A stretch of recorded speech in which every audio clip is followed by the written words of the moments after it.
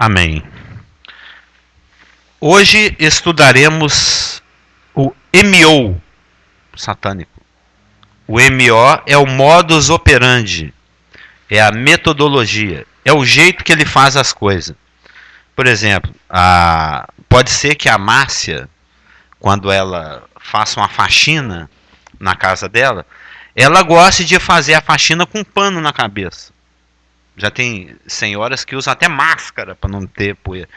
Cada um faz as coisas de um jeito. Satanás tem um jeito. Ela deve arrumar a casa de um jeito, a Marlúcia arruma de outro, a Maria de outro. Cada um tem uma forma de fazer as coisas. Você deve fazer o seu dever de casa de um jeito, e ele já faz de outro. Mais caprichadinho, com a letra bonitinha, sentadinho, tudo organizado. Outro já faz com a letra avacaiada, com o pé em cima da televisão e de qualquer jeito. Cada um faz de uma forma. Satanás tem um jeito de fazer as coisas também. E gostaria que os irmãos abrissem comigo em 2 Coríntios 2:11. Porque hoje estudaremos a metodologia de Satanás, o modus operandi, o jeito que ele faz as coisas. De que forma que Satanás trabalha. E para isso nós vamos começar a estudar hoje Gênesis 3. O Natan sabe o que está lá em Gênesis 3? Gênesis 3 é aquele bate-papo da serpente com a mulher. Foi quando Satanás enganou o primeiro casal. E aconteceu isso que está até hoje aí, né? Os ecos. 2 Coríntios 2:11 diz o seguinte. Aliás, vamos ler o 10 também, porque é contexto. Né? 2 Coríntios 2:10 e 11 diz o seguinte. Paulo falando com os coríntios, que era uma igreja bem problemática. Né? A quem perdoais alguma coisa, também eu perdoo. 2 Coríntios 2:10 e 11. A quem perdoais alguma coisa, também eu perdoo. Porque, de fato, o que tenho perdoado, se alguma coisa tenho perdoado, por causa de vós, o fiz na presença de Cristo. Risquinho amarelo aí na presença de Cristo. Risquinho amarelo. Para que Satanás não alcance vantagem sobre nós, pois não lhe ignoramos os desígnios. Então, o que o Paulo está dizendo aqui é que, 2 pontos. Né? Primeiro, o que ele fazia em relação à igreja, ele fazia de maneira pública e fazia na presença de Cristo. Por quê? Para que Satanás depois não distorcesse essa informação. Porque a questão aqui é de disciplina, envolve perdão e coisa e tal.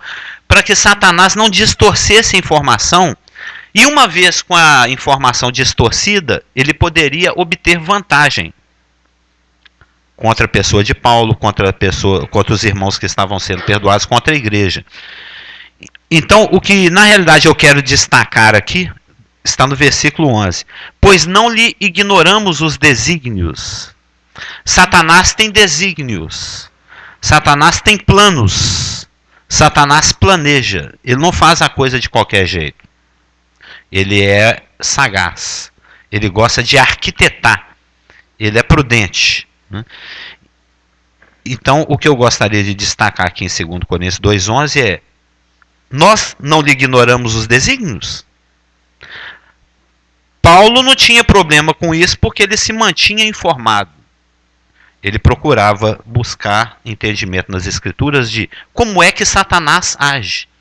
Como é que é o modus operandi dele? De que jeito que ele atua? Como é que ele cochicha aqui no meu ouvido? Que tipo de pensamento que ele lança na minha mente? Que tipo de erro que ele quer que eu cometa? De que forma que ele tenta me conduzir ao erro? Como é que é o diálogo dele? Como é que ele raciocina? Como é que ele faz? Como é que ele aborda? Como é que ele se aproxima?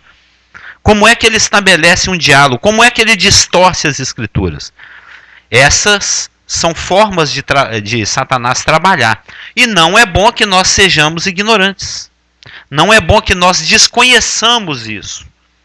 Então, se as escrituras têm alguma coisa a dizer a respeito desse assunto, se a palavra fala a respeito de Satanás, se a palavra fala a respeito da forma como Satanás trabalha, age, é bom que nós aprendamos, para que a gente não fique em desvantagem, para que ele não tenha vantagem sobre nós. Por quê? Porque nós somos conhecedores dos seus desígnios, dos seus planos, da forma como ele trabalha, de como ele é. Eu aposto que o técnico do Atlético ontem não colocou o time dele em campo sem ter alguma noção da forma como o Avaí trabalha. Ele não é burro de entrar em campo, de colocar o time dele em campo, absolutamente ignorante, sem saber nada do Avaí. O Avaí é aquele time que tem lá no Ceará, não é? É aquele time sergipano? Não. Ele se informou. Ele foi lá, buscou informações a respeito do modus ou da forma como o time joga. Mais recuado, atacando, prendendo mais o jogo. Eles têm bons artilheiros. Ele é igual certos times que nem artilheiro tem que é o zagueiro que tem que marcar gol. Entendeu? Então, nós temos que olhar isso. A forma como Satanás trabalha. E nós iniciaremos esse estudo hoje, abrindo as nossas Bíblias em Gênesis 3. Os irmãos todos podem ir comigo, por favor, em Gênesis 3. Na realidade, nós vamos começar, vamos catar. O nosso assunto, na realidade, está em Gênesis 3, de 1 em diante. Né? Eu ainda não determinei até onde nós vamos em Gênesis 3, não. Por enquanto, nós estamos chegando até o 7. Que foi o que deu para preparar aqui, mas acho que está sobrando material. Vamos ver até onde nós vamos em Gênesis 3. Mas antes, vamos ler alguns versículos de Gênesis 2. Vamos ler alguns versículos de Gênesis 2 para a gente definir o cenário. Lembra daquele nosso papo? Do contexto gramático histórico, que é bom a gente estudar a pessoa da Elaine é uma coisa. Agora, ir lá ver as fotos dela, quando ela era pequenininha, toda gordinha no berço, como é que ela cresceu, bater um papo com a mãe dela, saber como é que foi a história dela. Ela era muito moleca, ela ficava mais em casa, ela era mais... A gente reconstrói o ambiente que ela viveu, nasceu, se informa com a família dela e a gente conhece mais a respeito da pessoa dela. Então, para que nós entendamos melhor o contexto, né, desse bate-papo da serpente com Eva, aqui em Gênesis 3, vamos reconstruir o cenário buscando alguns versículos. Eu vou ir catando os versículos aqui com os irmãos, vão me acompanhando. Vamos começar lá em Gênesis 2, de 7 a 10. A formação do homem, né? Gênesis 2, de 7 a 10. Então formou o Senhor Deus ao homem do pó da terra e lhe soprou nas narinas o fôlego de vida. Deus estava brincando de massinha, né? Gênesis 2, versos 7 a 10. Deus está brincando de massinha, né? Brincando ali com a massinha. Então formou o Senhor Deus ao homem do pó da terra e lhe soprou nas narinas o fôlego de vida, e o homem passou a ser alma vivente. E plantou o Senhor Deus um jardim no Éden, o lugar das delícias, né, da banda do Oriente, e pôs nele o homem que havia formado. Do solo fez o Senhor Deus brotar toda sorte de árvores, agradável à vista e boa para alimento. Então, observa que todas as árvores tinham essa característica de serem agradáveis à vista e boa para alimentar. Todas têm essa característica. E também, além de todas as árvores agradáveis e gostosas que o Senhor criou, também a árvore da vida, lá no meio do jardim, em destaque, né? Lá no meio do jardim. Como que Deus estivesse dizendo, é dessa aqui que eu quero que você coma, né? Na festa, normalmente o brigadeiro é colocado mais no cantinho. Porque não é desse que se quer que coma. Porque esse aí todo mundo vai querer comer. É o primeiro que todo mundo pula nele, né? Então ele fica mais no cantinho. Mas quando você quer um destaque, não, eu quero esse bolo aqui porque eu fiz ele mal feito. Ele tá meio top goela. Aqui não desce, então vou pôr no meio aqui, que é esse que eu quero que se coma. Mas não era o caso. Aqui Deus está colocando o prato principal, o melhor de todos. A árvore da vida, a árvore da comunhão, aquela árvore que se o homem tivesse comido dela, aí a coisa seria outros milênios, né? Literalmente, outros milênios, né? Então, lá no meio do jardim, monte de pitangueira, macieira, sirigueleira. Siriguela é minha favoritíssima, minha fruta que eu mais amo no universo, né? Então tinha lá siriguela, mas no meio do jardim, a árvore da vida. Deus como que estava dizendo assim, é dessa que eu quero que você coma. Mas ele só disse isso colocando ela em destaque, né? Ele que tome a iniciativa, Adão. E a árvore do conhecimento do bem e do mal. E saía um rio do Éden para regar o jardim. E dali se dividia, repartindo-se em 4 braços. Vamos pular para o 15. Tomou, pois, o Senhor Deus ao homem e o colocou no jardim do Éden, para o cultivar e guardar. Viu que o homem tinha 2 incumbências, né?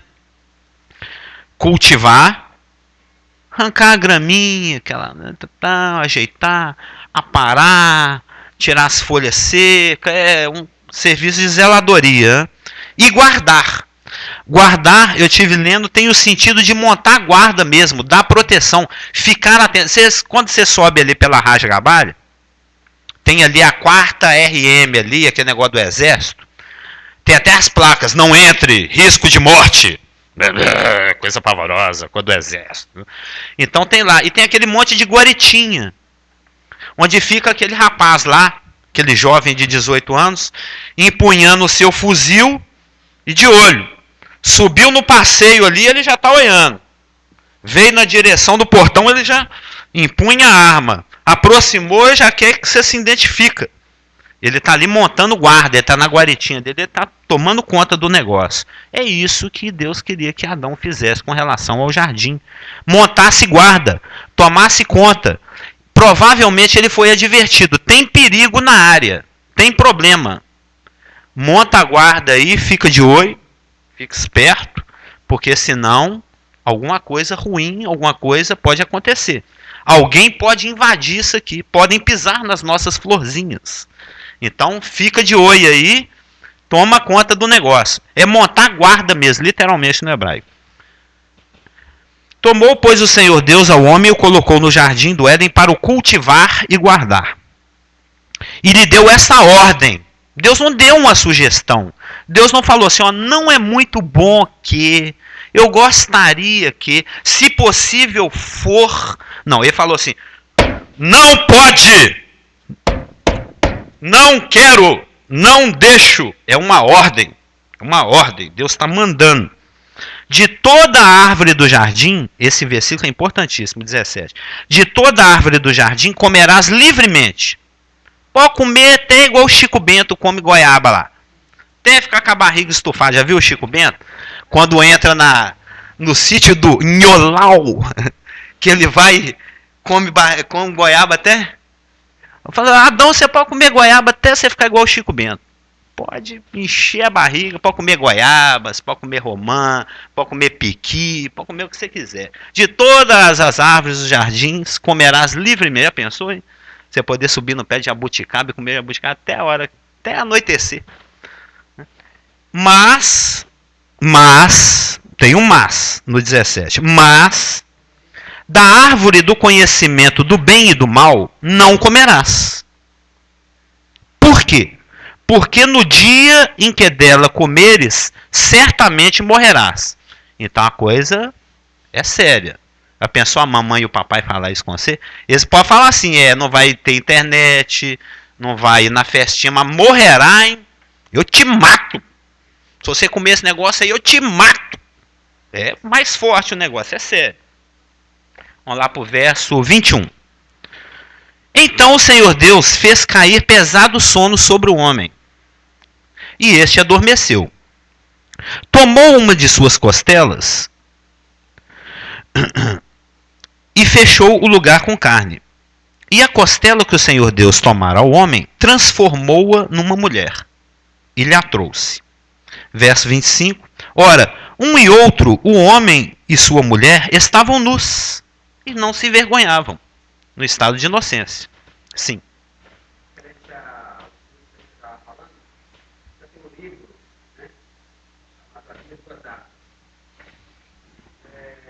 Tinha mais de duas, né? Essas eram as mais importantes.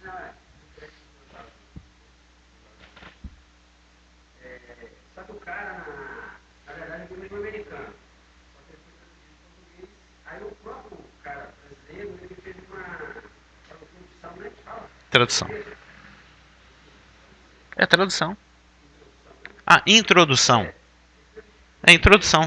No iníciozinho do livro, o prefácio. Mas ele fez por conta própria. Hum. Aí ele diz imaginar que no texto, já como o escritor diz, ele disse que havia, dá para entender que a introdução dele, né, em relação ao que o americano escreveu sobre as árvores, né, que a árvore, o fruto da ciência do conhecimento mal, tinha uma essência dela em si, que foi o que causou a morte do homem, não a desobediência. Bem, sim, claro. A palavra não é clara. Sabe que hoje eu vim pensando em algo parecido? Dentro do ônibus agora eu vim... não sei por que isso me veio na cabeça. Eu estava pensando no seguinte: o Moisés jogou aquele tronco de árvore na água e a água amargosa ficou potável. Será que... não sei, passou assim, né? Pode ser que, além do ato de obediência de Moisés, de lançar a árvore naquela água que não estava muito boa, ter se tornado potável, pode ser que,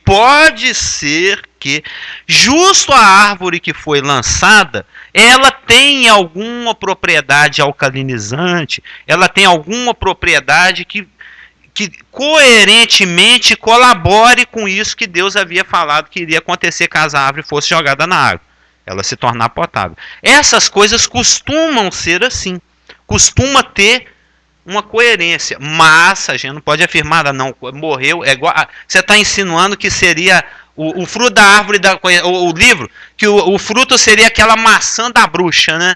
Comeu, morre. Bem, não podemos afirmar. Bem, eu creio, por Romanos, que foi o ato de desobediência, Romanos 5. Mas, Clésio gostaria?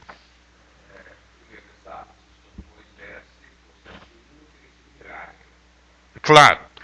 Sim, mas costuma, lógico, foi um milagre. Mas o irmão sabe. Quando a gente estuda lá, se você entrar na internet, for lá olhar a questão da abertura do Mar Morto, eles dizem que existem fatores geológicos, de vento e tal, que colaboram. Deus poderia ter usado isso para a realização do milagre. Na mesma linha, tem aquela teoria de que Jesus morreu.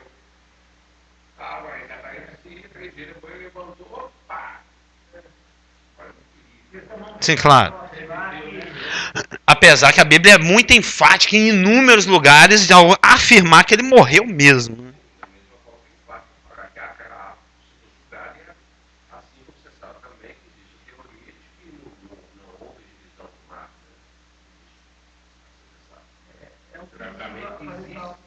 Sim, claro.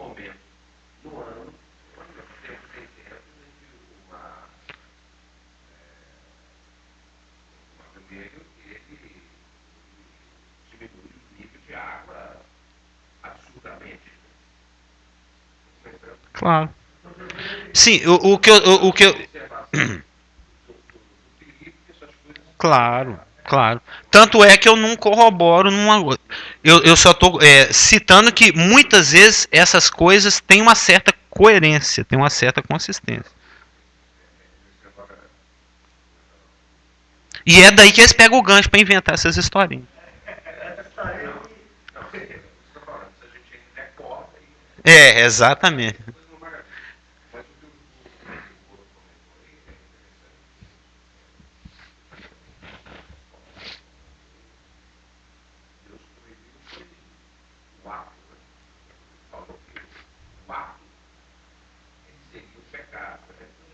Exatamente, é o ato.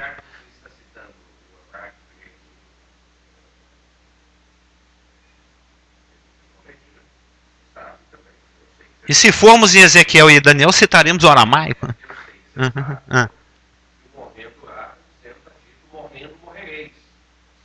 Nós vamos citar isso. Nós vamos conversar sobre. Então pode ser uma essência. Não é a maçã da Branca de Neve, não. Sim, claro. Não, eu estou entendendo exatamente a forma como o irmão está colocando. Não, isso que o Clécio está citando, deixa a Elaine falar, porque ela está. Ah.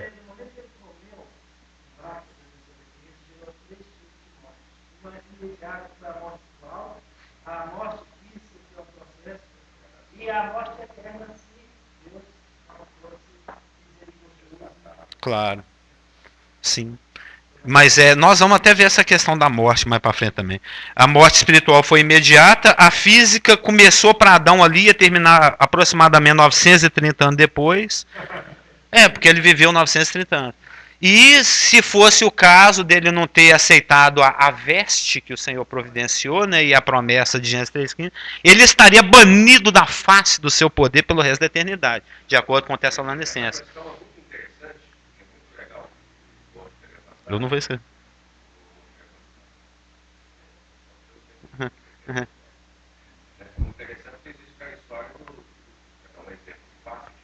Não vai ficar boa a gravação, você sabe que depois tem que ter um microfone para andar por aí, né? Não, a pena do alcoólatra é ele ficar bêbado. Não é. Essa é a parte boa para ele. Não? Não, o irmão citando essa questão de que é um perigo e tal, tentar ajudar Deus nos seus milagres, né?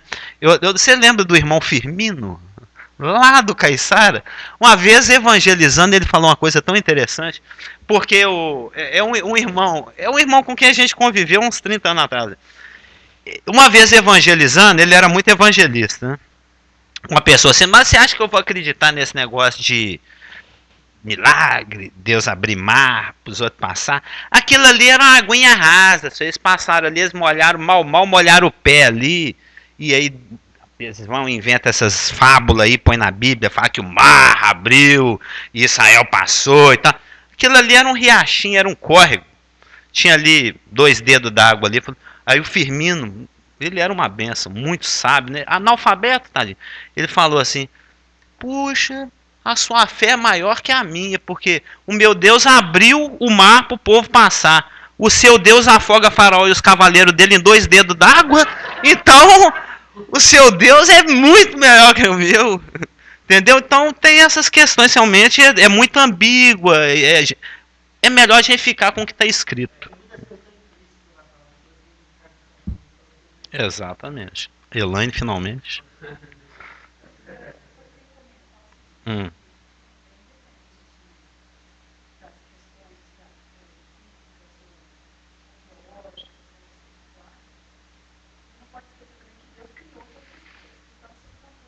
Exatamente.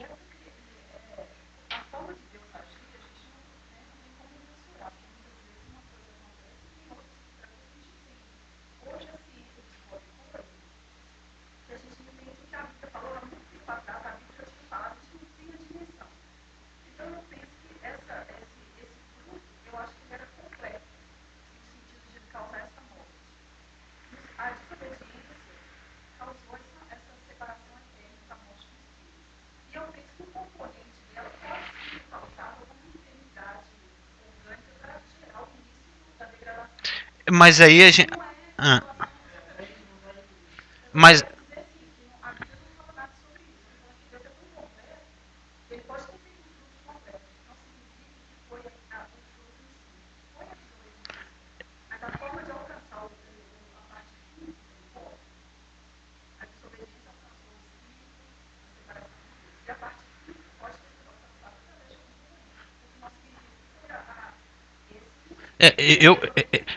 O que pode ser assim, um pouquinho improvável a segunda parte da sua suposição, porque a gente leu antes que tudo era muito bom.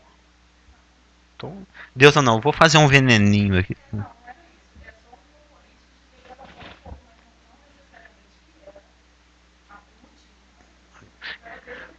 Amém. Vamos entrar no nosso texto propriamente dito, então. Gênesis 3, de 1. Vamos ver de 1 a 7. Né? Gênesis 3, de 1 a 7. Mas a serpente, mais sagaz que todos os animais selváticos que o Senhor Deus tinha feito, disse à mulher: é assim que Deus disse: não comereis de toda a árvore do jardim? Respondeu-lhe a mulher: do fruto das árvores do jardim podemos comer, mas do fruto da árvore que está no meio do jardim, disse Deus, dele não comereis, nem tocareis nele, para que não morrais. Então a serpente disse à mulher: é certo que não morrereis, porque Deus sabe que no dia em que dele comerdes, se vos abrirão os olhos, e, como Deus, sereis conhecedores do bem e do mal. Vendo a mulher que a árvore era boa para se comer, agradável aos olhos e desejável para dar entendimento, tomou-lhe do fruto e comeu. E deu também ao marido, e ele comeu. Abriram-se então os olhos de ambos e, percebendo que estavam nus, coseram folhas de figueira e fizeram cintas para si. O texto começa com mas a serpente. É interessante que na nossa tradução portuguesa aqui, na nossa versão, mas a serpente entra assim em cena sem aviso nenhum. Lembra, nós reconstituímos aqui o cenário, né? Nós lemos aqui alguns versículos anteriores. Foi falado da mulher, foi falado das árvores, foi falado do homem, foi falado dos frutos, tal. Ainda não havia se falado, foram citados animais de maneira genérica. A cobra, a serpente ainda não tinha sido citada especificamente. Pela primeira vez ela aparece em cena, aqui em Gênesis 3. Mas a serpente, assim meio repentinamente, né? Meio assim, a mulher tá lá, a Eva tá lá ali colhendo umas florzinhas. Opa, que é isso, serpente? De repente assim, me assustando, não foi bem exatamente isso. A palavra mas, no hebraico, tem o sentido de se aproveitar de uma circunstância, algo que é oportuno. Lembra, o modus operandi de Satanás, a forma de Satanás trabalhar, sempre é a jogada certa na hora certa. Ele não dá jogada errada na hora errada, nem jogada certa na hora errada. Ele procura fazer um movimento certo na hora certa. É o que está acontecendo aqui. Esse mas, no hebraico, ele sugere que já existia um convívio, que já existia um dia a dia, que não foi assim de repente que a serpente apareceu na vida de Eva e começou a bater um papo, entendeu? Já parece que já existia um convívio ali, já tinha um dia a dia. Vamos dizer assim, parece que, se quisermos imaginar, é como se a serpente fosse o animal de estimação de Eva. Porque, não, hoje em dia temos pavor, ai, cobra, essa coisa toda, mas a mulher ainda não caiu, não. O casal ainda não caiu. Então não existe medo no coração dos animais. Aí não sabemos. Isso é discussão teológica, né? Mas de qualquer maneira existiam inúmeros animais ali no Éden. Tinha o esquilinho, tinha o jacarezinho, tinha o ursinho pimpão, tinha de tudo ali, né? E a serpente, mas a serpente é Hanahash, né? Anahash, em hebraico significa que brilha, brilhante. Lembra lá do Elel, do Lúcifer? Porque, é lógico, Satanás, ele fala assim, vou me infiltrar aqui, porque ele tinha planos para o casal, de matar, roubar e destruir, é lógico. Os planos dele sempre têm esse objetivo. Eu vou procurar, eu vou me incorporar, primeira sessão espírita, eu vou me incorporar em um animal, que eu vou procurar um. Ah, não, o bulldog tem uma cara muito feia, né? Uma cara feia. Não, o passarinho é muito... Aí a serpente por dentro da serpente, né? A serpente atrás da serpente, né? A serpente incorporando a serpente. E ele falou, aquela ali eu me identifico, como é que ela brilha, como é que ela é bonita. Ele procurou o bicho mais que combinava mais com a personalidade dele. Afinal de contas, eu sou o querubim eleito, ungido. Eu sou o sinete da perfeição. Eu sou a criatura mais sábia do universo. Depois daquele outro lá. E então eu vou procurar um animal que condiga com o meu status, né? E mesmo porque o ser humano, as mulheres em especial, gosta daquilo que brilha, daquilo que é bonitinho, né? Aquele penduricalho reluzente. Então seria visualmente mais fácil uma aproximação da parte da serpente para com a Eva. E sugere que existia um convívio, né? A serpente devia vir ali ao lado de Eva, a Eva ali, colhendo ovos das rolinhas, né? Das galinhas. Aí a serpente devia chegar assim, oi Eva, meio carioca, né? O negócio é o seguinte, se você cercar as galinhas, vai ser mais fácil depois você recolher os ovos, porque elas não vão ficar espalhadas. Aí a serpente, a Eva, pô, serpente, isso é legal, hein? Aí vinha a serpente. E tinha aquela amizade, até que um dia, oportunamente, ela resolveu tecer comentários a respeito daquela árvore. Alguém ia falar alguma coisa? Levantou a mão? Não, mas tudo era novidade. Eu estava até conversando isso com a Marlu perguntando, mas ela não estranhou de falar, porque tudo era novidade. Deus, ela ali, Adão e Eva, né, se maravilhando, conhecendo tudo aquilo novo lá no Éden, e fala, puxa, ali tem um bicho que tem só 4 patinhas, ali tem um que tem 100, olha ali o outro tem 4. Fala, aquele ali quase fala lá, Eva, Adão, que a Eva devia chamar o Adão toda hora, deve ser a primeira papagaia aprendeu, né? Adão, ali, aquele ali já fala umas palavrinhas, fala, não, essa daqui fala tudo. Essa daqui dialoga mesmo, conversa com a gente. Era tudo novo. Hoje em dia, por exemplo, se você estiver lá no zoológico lá, ô mãe, vem ver o macaco, e o macaco chegar pro Isaac e falar assim, e aí Isaac, beleza, tô tranquilo? Ele vai estranhar. Porque hoje em dia não é normal, assim, nós já aprendemos que não é muito, a não ser o papagaio, né? Mas na época era tudo muito novo, ela não estranhou a serpente falar, não. Sim. Não. O papagaio fala até hoje. Não, nenhum animal, só o papagaio, meio que repete um pouquinho. A serpente estava falando porque ela estava incorporada. Era a serpente dentro da serpente. Porque nós vimos as características angélicas, ele é um espírito. Ele vai se dialogar com a pessoa de carne e osso, como, né? Satanás, então, arquitetava algo para o casal. Ele tinha planos para o casal. Até que essa oportunidade aconteceu, né? Mas, chegou meu dia. Sabe-se lá quanto tempo Eva e a serpente trocaram diálogos, se é que trocaram anteriores, né? Mas houve um momento mais oportuno, né?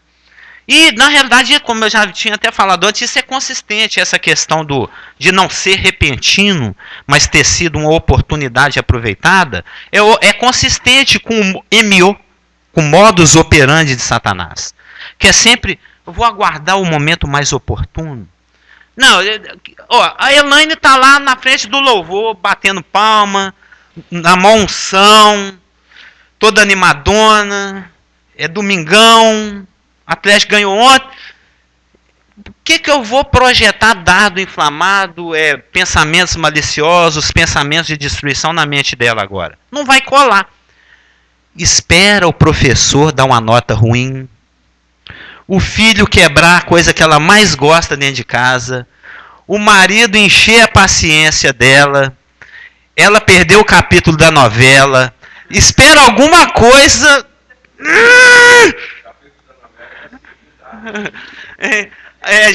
espera aquela oportunidade bem assim, meu filho, pega pra mim a minha porcelana chinesa que eu mais gosto, mamãe. Adolescente bacana do jeito que ele é, né?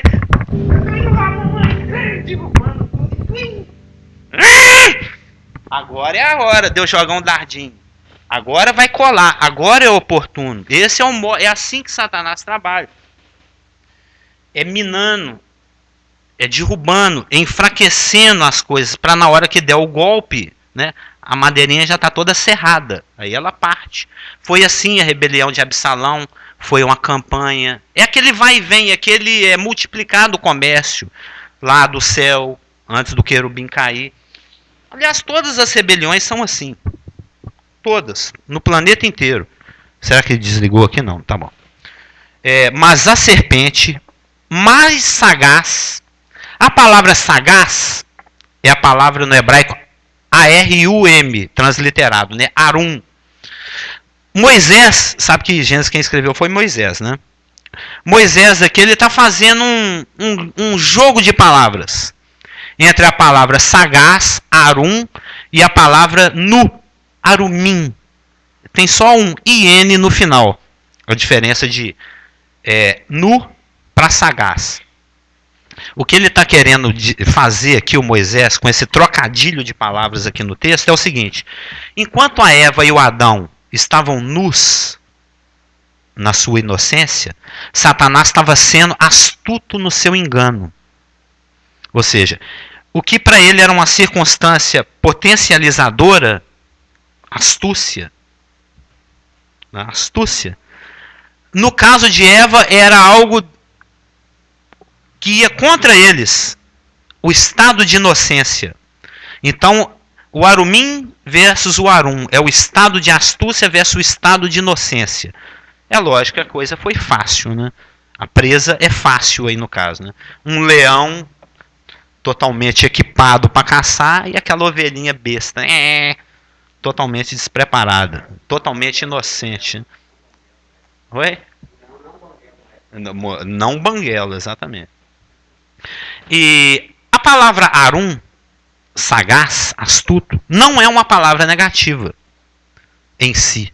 Muito porque ele é o sinete da sabedoria e da perfeição. Ele é astuto, ele é sábio. Né? A palavra arum, ela não é negativa em si, muito pelo contrário. Conforme o contexto, ela se sinonimiza com a sabedoria. Isso pode ser visto, por exemplo, em Jó 5,12, Jó 15,5, Provérbios 12,16 e mais um monte de versículo aqui, que se eu ficar falando, Elaine vai ficar anotando tudo. Mais uns 12 versículos. Ou seja, nos seus contextos, a palavra astuto, sagaz, na realidade, é bom.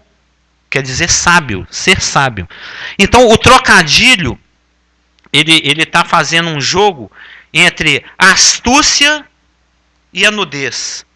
Satanás usando da inocência do casal para tirar vantagem. É isso que está acontecendo aqui, né? Isso faz até lembrar aquele versículo agora, nem está nos evangelhos.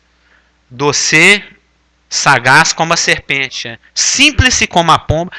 Não é estranho Cristo falar assim, sejam igual Satanás.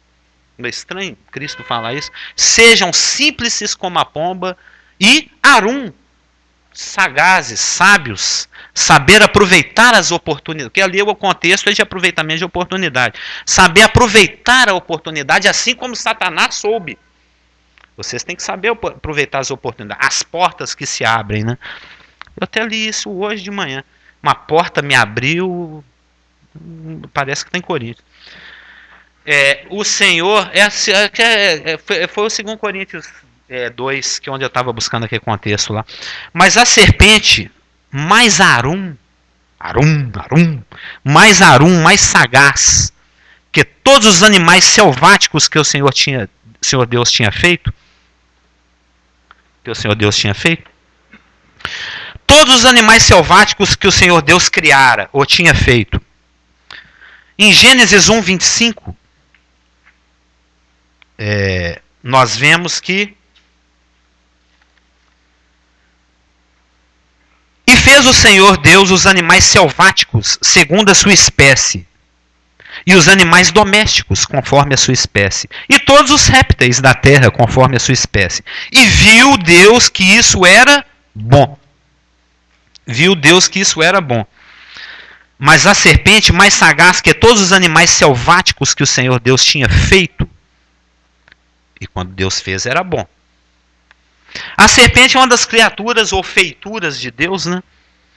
Portanto, devemos tomar essa criatura literalmente. Era uma serpente, literalmente.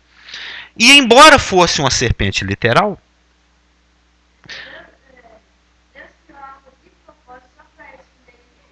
Não, não. Deus criou todas as árvores para que de todas elas fossem comidas, menos aquela que não era para ser comida. Exatamente. Deus quer que o seu coração se revele. Por exemplo, muitas vezes quando Deus te pede algo positivo, né, dê este folheto, algo positivo, um mandamento positivo, né? O Espírito Santo sopra aí na sua orelha, né? Sabe aquele folhetinho da comunidade que está lá dentro do seu caderno? Entrega para essa menina que está chorando aí. É uma coisa positiva. Tem uma coisa negativa também, Deus pode falar assim, não coma mais pirulito. Ele sabe que você tem uma tendência sacária. E todos os princípios de Deus são princípios de proteção. É porque a gente é rebelde por natureza, na nossa velha natureza. Deus fala, tá pegando meu pé. Mas não é. Quando mamãe e papai falam, quando Deus fala, ele está falando porque ele quer te proteger. Se Deus fala assim, leva uma pazinha e enterra o seu cocô, porque Deus falou isso com os israelitas. É para a própria proteção dos israelitas, para não disseminar a doença. Não é porque Deus é chato e fresco, não. É porque enterrar o cocô é melhor do que deixar ele ali cheio de mosca. É um princípio de proteção. Então, quando Deus fala assim, faça ou não faça tal coisa, é porque Ele está querendo o seu crescimento, Ele está querendo a sua maturidade, Ele está querendo que você perceba o quanto que você mesmo está crescendo ou está precisando crescer. Mas quando você se rebela ou obedece, o seu coração se revela para você mesmo, porque Deus já sabia. Deus já sabia que o casal ia falhar, mas ele queria que isso se tornasse notório, visível, público, até para eles mesmos, entendeu? Alguém levantou o dedo? Eu queria comentar. Deus está. O Jardim do Éden é uma grande sala de aula. Né? Então, Deus está ensinando uma coisas para Adão, dando coisas para Eva, dando coisas novas. Né? E naquela sala de aula, Deus está protegendo eles. Né? Então, quero dar um exemplo de uma coisa que você faz. Futebol, joga bola e tal. Tem as regras do futebol. Segundo o Éden, tinham as regras lá. Você está ensinando como que a pessoa deve jogar. Como Deus ensinou a Adão e Eva como deve jogar. Você já pensou se no futebol fosse permitido que as pessoas fizessem gol de mão? É uma bagunça. Não é verdade? Você de lateral direito, se você dá uma sarrafada no cara e não é falta, é uma bagunça. Né? É uma bagunça. Se o cara bate pro gol, você como lateral direito, pega de mão também no gol e gol, e os outros jogadores fazem isso, é uma bagunça. Então, Deus Descaracteriza o esporte. Deus está disciplinando as coisas. Deus está ensinando eles como devem agir. Qual é a forma correta de agir e qual é a forma incorreta de agir. Né? Então, assim, nesse aspecto não é uma maldade que Deus está fazendo. Deus está ensinando. Da mesma forma como é na sua escola, tem as regras, tem as coisas que você pode fazer, para você, algumas provas que o professor faz para você é uma maldade, né? Faz parte da sua educação. Tinha uma época que eu estudava na escola técnica, a minha professora de química, ela fazia perguntas orais, ela não fazia exercício, né? Eu, muito estupidamente, parei de aula porque eu tinha medo de submeter a aula de química porque eu ficava com vergonha. Tudo tem as regras e aquilo que eu quero fazer não era ruim, na verdade. Anos depois, na faculdade, eu comecei a fazer exatamente a mesma coisa. E eu saí extremamente bem. Então, assim, é uma forma educativa de Deus falar. Algumas coisas parecem que são duras demais, né? As coisas parecem que são relaxadas demais. Não são. Faz parte da regra. Deus ensinando para você qual é a melhor forma de agir, qual é a melhor forma de se comportar, qual é a melhor forma de se relacionar com os filhos, com a melhor forma de se relacionar com as coisas. E assim como a melhor forma de se relacionar com Deus. Tá? Você parar, Deus manifestar a admiração contigo, né? Deus está ensinando ele uma opção de coisas. O Éden era uma grande escola.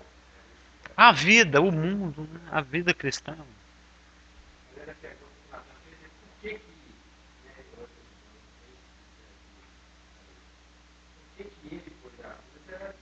por que o juiz pôs o cartão vermelho no bolso, né? Por quê?